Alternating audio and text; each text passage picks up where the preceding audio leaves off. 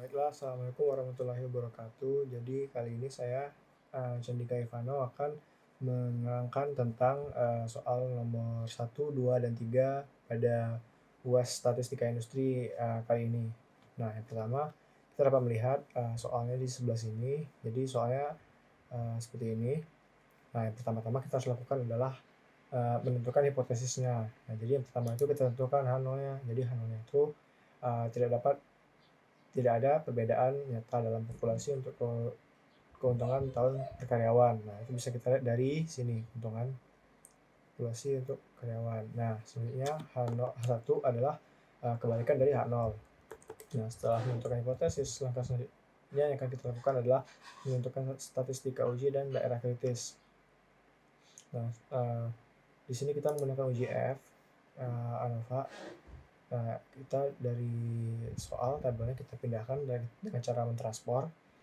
Nah, jadi terdapat 5 cara dari 3 company yang berbeda. Nah, jadi caranya kita jumlahkan barisnya, tiap baris, kemudian total jumlahnya.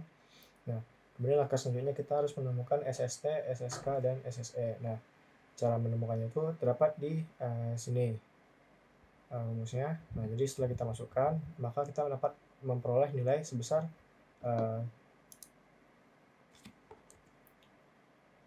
192,192,192,5,577 plus 1507,2. Nah, kemudian kita masukkan ke dalam tabel seperti berikut. Nah, maka setelah diolah mendapatkan F hitungnya sebesar 1,666. Nah, langkah selanjutnya kita harus menentukan kriteria uji. Yang pertama kita alfanya diketahui adalah 0,05, V1-nya 4, V2-nya 25, kemudian F-nya, F hitungnya, F dari tabel ditemukan 3,89. Nah, langkah terakhir kita menentukan kesimpulan, yaitu kesimpulannya adalah terima H0 karena nilai signifikansi dari F hitung lebih kecil daripada F alfa.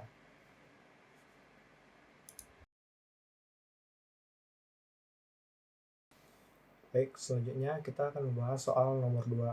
Nah, soalnya dapat dilihat seperti berikut. Nah, pertanyaan pertama adalah buatkanlah scatter plot antara variabel X dan Y. Nah, pertama kita masukkan dulu nilai X dan Y-nya ke dalam tabel sebagai berikut. Lalu kita masukkan ke dalam fungsi di Excel pada insert dan juga di scatter. Nah, selanjutnya yang B, hitunglah korelasi sampel antara variabel X dan Y.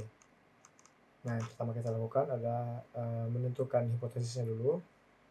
Hipotesis yang H0 adalah tidak adanya hubungan antara bobot mobil dengan konsumsi bahan bakar. Satunya terdapat hubungan antara bobot mobil dan konsumsi bahan bakar. Dan kemudian selanjutnya kita menentukan statistik uji dan daerah kritis. Nah, statistik ujinya kita menggunakan distribusi T, di mana V sama dengan N dikurang 2, yaitu 8 dikurang 2 sama dengan 6. Dan alfa atau taraf kepercayaannya sebesar 5%. Nah, dari tabel yang ada di atas, kita melakukan pengolahan sebagai berikut, di mana kita membuat XI kuadrat, XI dikali YI, terus juga X bar atau X rata-rata, Y rata-rata, XI dikurang X bar dikuadratkan, YI dikurang Y bar dikuadratkan, dan XI dikurang X bar dikali XI dikurang YI dikurang Y bar. Dan diperoleh hasil sebagai berikut. Nah, kemudian kita masukkan ke dalam rumus R, di mana rumusnya adalah sebagai berikut, dengan memperoleh hasil nilai R sebesar minus 0,95. Nah, kemudian masukkan lagi ke rumus T, di mana T sama dengan negatif 7,17. Langkah selanjutnya adalah kita menentukan kriteria uji. Nah, dengan menggunakan tabel T, di mana T alfa per 2 di tabel T itu nilainya 2,447. Jadi kita batasnya 2,447, dan T hitung kita tadi didapatkan adalah negatif 7,17, maka T hitung kita terdapat dalam daerah yang H0. Nah, jadi kesimpulannya adalah tolak H0 karena tidak cukup bukti untuk mengatakan bahwa tidak terdapat pengaruh bobot kendaraan yang konsumsi bahan bakar. Maaf sebelumnya Pak, jadi posisinya salah. Nah, harusnya begini. Jadi tolak H0 karena tidak cukup bukti untuk mengatakan bahwa tidak terdapat pengaruh bobot kendaraan dengan konsumsi bahan bakarnya, karena hitung kita di luar dari range dari T alpha per 2-nya, yaitu dari negatif 2,447 hingga 2,447. Nah, kemudian yang C soalnya adalah hitunglah estimasi untuk intercept A dan slope B menggunakan metode least square. Nah, pertama kita harus mencari nilai A dulu. A-nya dapat dari nilai sebagai berikut dengan data yang sama dari atas yang tadi, kemudian sama juga dengan B-nya. Kali ditemukan hasil A sama dengan 43,326251 dan B-nya adalah negatif 0,60070231. Nah, persamaannya Y-nya dapat kita tuliskan sebagai berikut, di mana Y sama dengan A ditambah BX. Nah, kemudian soal yang D, apakah hipotesis 0 yang menyatakan tidak ada pengaruh X terhadap Y akan ditolak pada taraf nyata 5%. Nah, jadi kita buat lagi tabelnya dari data yang tadi, dari data yang di atas. 23 Y dan X nya sama dengan X1 nya sama dengan 23, X2 nya 27 dan seterusnya. Lalu kita buat kolom X dikali Y, X kuadrat, Y rataan, Y estimasi, SST, SSR, dan SSE. Nah, Y rataannya dapat dilihat karena dia adalah rata-rata dari Y-nya. Kemudian Y estimasinya nilainya sekian, terus juga SST-nya, lalu nilai A tadi dimasukkan dan B-nya juga. Nah, lalu kemudian kita melakukan hipotesis pengujian, di mana H0 adalah B sama dengan 0 dan juga 1 B tidak sama dengan 0. Nah, langkah selanjutnya adalah menentukan statistika uji F, di mana alfanya 5%, V1-nya sama dengan 1, V2-nya sama dengan N2 dikurang 2 sama dengan 20, karena tadi datanya ada 22.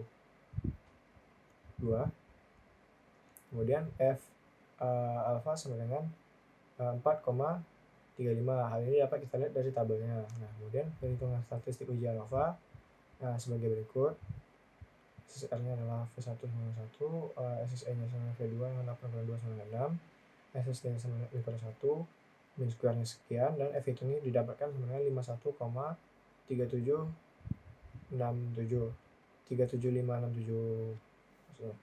Nah, kemudian dari diagram yang dapat dilihat di sini, tadi nilai F alpha yang sama dengan 4,35, sedangkan F hitungnya adalah 51, dan itu sangat jauh dari daerah H0. Nah, jadi kesimpulannya adalah H0-nya ditolak. Nah, kesimpulannya tolak H0 karena tidak cukup bukti untuk mengatakan bahwa B-nya sama dengan 0. Karena dari perhitungan F hitung adalah bernilai 51, sekian, dan sedangkan batasnya adalah 4,35, maka H0 ditolak. Kemudian lanjut soal yang E, tentukan proporsi variansi pada variabel Y yang dapat dijelaskan oleh garis regensi dan dip. Nah, dari situ kita dapat menggunakan rumus R kuadrat sama dengan SSR dibagi SST sama dengan 0,896. Nah, jadi berarti variansi pada variabel Y mampu dijelaskan dengan rata-rata sebesar 89,6% oleh variabel X dan pada model regresi, sedangkan sisanya sebesar 10,4% dijelaskan pada variansi variabel lain yang tidak dimasukkan ke dalam model.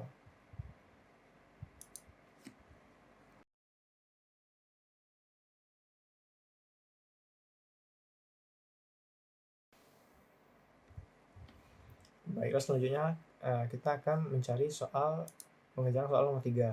Soalnya adalah sebagai berikut. Yang pertama, kita pindahkan tabel yang ada di soal ke Excel sebagai berikut. Lalu kita akan mencari nilai ekspektasi nilai jika saling bebas. Nah, yang pertama itu didapatkan 32,5 adalah dari 300 dibagi 65 dikali 65, lalu keduanya dibagi oleh 600 adalah total dari jumlah laki-laki dan perempuannya. Hal tersebut juga berlaku pada selanjutnya, di mana 300 dikali 330 dibagi 600. Selanjutnya demikian hingga diperoleh hasil sebagai berikut. Lalu kita totalkan, hasilnya akan sama. Lalu kita akan membuat tabel sebagai berikut. Tujuannya apa? Tujuannya adalah untuk mempermudah kita menemukan TH atau terhitung. Nah, pada sel 11 adalah sebagai berikut, sel 12 adalah sebagai berikut, sel 13 adalah sebagai berikut, sel 14 sebagai berikut, dan seterusnya. Nah, kemudian kita membuat kolom OI dikurang EI. Nah, jadi 35 dikurang 32,5 hasilnya adalah 2,5. Begitu pula seterusnya sampai ke bawah. Kemudian dari kolom yang kita buat tadi, kita mengkuadratkan nilainya. Maka diperoleh hasil sebagai berikut, di mana 2,5 dikuadratkan adalah 6,25, negatif 15 dikuadratkan sama dengan 225, dan seterusnya. Kemudian kita akan mencari nilainya dari OI dikurang EI dikuadratkan dibagi dengan EI. Nah, hasilnya adalah sebagai berikut, 0,192 untuk sel 11, sel 12-nya adalah 1,3636 sampai seterusnya, dan kita jumlahkan. Nah, jumlahnya inilah yang disebut dengan TH, di mana hasilnya adalah 6,33411. Nah, yang pertama seperti biasa kita akan mencari hipotesisnya. Nah, hipotesis yang pertama itu adalah H0. H0 adalah seks dan social class saling berhubungan. Hal ini dapat dilihat sebagai berikut. Apakah seks dan social saling berhubungan satu sama lainnya pada taraf nyata 5%. Kemudian H1 adalah kebalikannya dari H0. Kemudian kita mencari statistik uji dan daerah kritis, di mana statistik ujinya kita menggunakan X kuadrat, dan daerah kritisnya kita lihat dari derajat kebebasannya V sama dengan 4 dikurang 1 dikali 2 dikurang 1 hasilnya dengan 3 sama dengan 3, maka X kuadrat adalah 7,851. Hal ini dapat dilihat di tabel.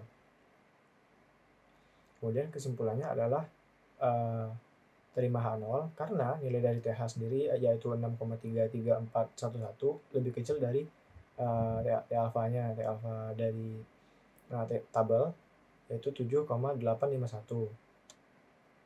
Maka H0 dapat diterima dan adanya hubungan antara seks dan social class yang terjadi pada data tersebut.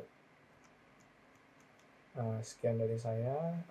Terima kasih atas perhatiannya. Mohon maaf bila banyak kesalahan. Wabillahi taufiq wal hidayah. Wassalamualaikum warahmatullahi wabarakatuh.